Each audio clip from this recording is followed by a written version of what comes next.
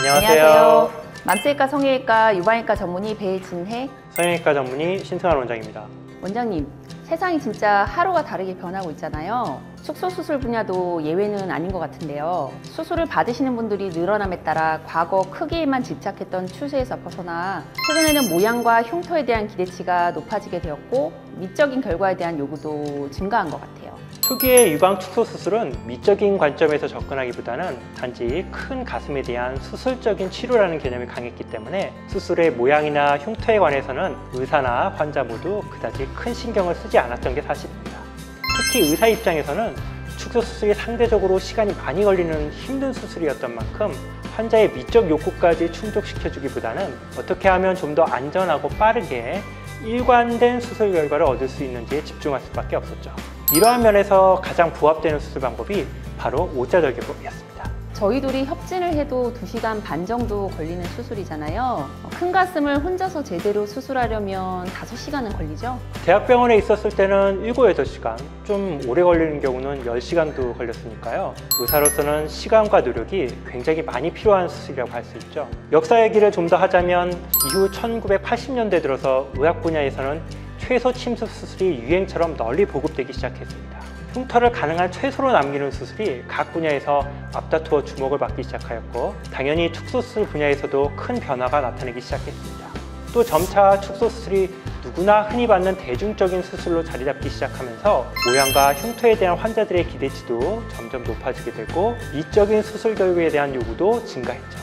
이에 따라 의사들도 어떻게 하면 좀 더 3차원적이고 봉긋한 가슴을 만들 수 있을지, 또 어떻게 하면 절개선을 가능한 짧게 남길 수 있을지 이런 문제들에 대해서 주목하기 시작했고 그 결과 수직절개법이 빠른 속도로 각광을 받게 되었습니다.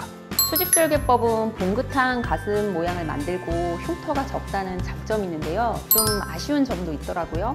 당연히 단점도 있겠죠. 대표적인 것으로는 일명 도그이어라고 하는데요. 개의 모양으로 피부가 볼록 튀어나온 현상을 들 수 있습니다. 수직절개선의 맨 아랫부분에 이르러서는 결국 오그려서 꼬맬 수밖에 없다 보니까 이 부분의 흉터가 비유성 반응으로 남거나 피부가 울퉁불퉁하게 우는 현상이 생기는데요.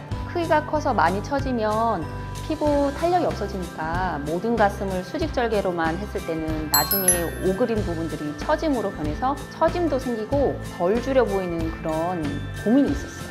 이러한 현상은 가슴이 크고 처짐이 심할수록 두드러지게 나타나기 때문에 이를 보완하기 위해 새로운 방법이 고안되었습니다.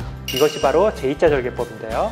수직 흉터의 맨 아랫부분에서 밑선의 바깥쪽을 따라 절개선의 방향을 틀어 연장하는 것인데요. 도구의 현상을 막고 피부도 많이 절제할 수 있어서 아주 큰 가슴에서도 수직절개법을 적용할 수 있는 효과적인 방법입니다. 어떻게 보면 수직절개법과 오자절개법의 절충적인 방법이라고도 할 수 있는데요. 이 때문에 오자절개법과 별 차이가 없다는 비판도 있습니다. 하지만 흉터면에서 볼 때 비교적 눈에 잘 띄고 비유성 반응도 잘 생기는 가슴 내측의 흉터를 남기지 않으면서도 수직절개법의 장점을 모두 살릴 수 있어서 저 개인적으로 가장 선호하는 방법입니다. 구조적으로 볼 때도 유방은 바깥쪽에 조직이 가장 많아서 대부분 늘어진 조직은 이 바깥쪽 조직이에요. 서 있을 때 늘어진 조직이 누워 있으면 옆으로 갑니다. 그래서 외측에 늘어진 피부와 조직을 잘 절제해서 버려주면 처짐이 해결되죠. 제2자 절개가 수직절개법에서 나온 거니까 모양이 수직절개처럼 동그랗고 봉긋하게 되어 그 장점은 잘 유지하고 반대로 피부가 적게 버려지는 단점은 보완해서 저는 이 제2자 절개법이 오자만큼 많이 줄이면서 또 오자 절개의 긴 흉터는 보완할 수 있는 가장 이상적인 수술 방법이라고 생각해요. 오늘은 가슴 축소 수술의 전체적인 발달 과정과 마지막으로 제2자 절개법에 대해서도 소개해드리는 시간을 가져봤는데요. 다음번에는 더 좋은 내용으로 여러분의 궁금증을 해소해드리도록 노력하겠습니다. 지금까지 맘스외과 성형외과 유방외과 전문의 배진혜, 성형외과 전문의 신승환 원장이었습니다.